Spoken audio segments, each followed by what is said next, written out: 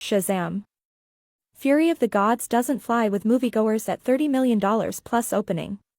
When New Line/DC's Shazam, Fury of the Gods hit tracking 4 weeks ago with a low $35 million projection, it was shocking and not shocking to rival distributors. Shocking, because in a spring full of franchise tentpoles, many of which are seeing record-opening domestic highs, how can a DC property like Shazam not keep up with the pack? Not shocking in that, well, it's a goofy, old Shazam.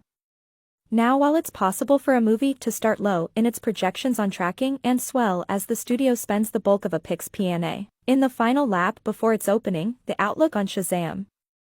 Fury of the Gods didn't budge, and now the David F. Sandberg-directed sequel, produced by Warner Bros.' newly installed DC co-head Peter Safran, is looking at a $30.5 million start in US, Canada as of Sunday AM, off 43% from the first 2019 movie's $53.5 million opening.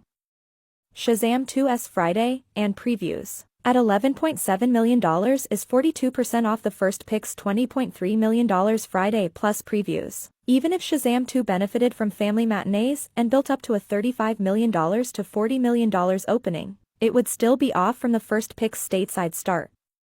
Realize we live in a marketplace where we are used to seeing superhero sequels outperform the openings of their predecessors.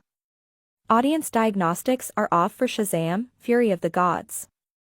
The DC Captain Marvel received a B+ cinema score to the first title's A, and pulled in less of the 18 to 34 demographic than Chapter 1, 56% to 64%. Audience exits on the first Shazam were harder than CinemaScore results at 79% positive, 59% definite recommend. The sequel saw similar results at 78% positive, and a 64% recommend. Men over 25 were the biggest quad for Shazam, back in 2019 at 35% and an 82% grade. Part 2 saw a 40% share of guys over 25, with a lower grade of 77%. Rivals believe that the scores on the first Shazam weren't good enough to demand a sequel. Why did New Line make one?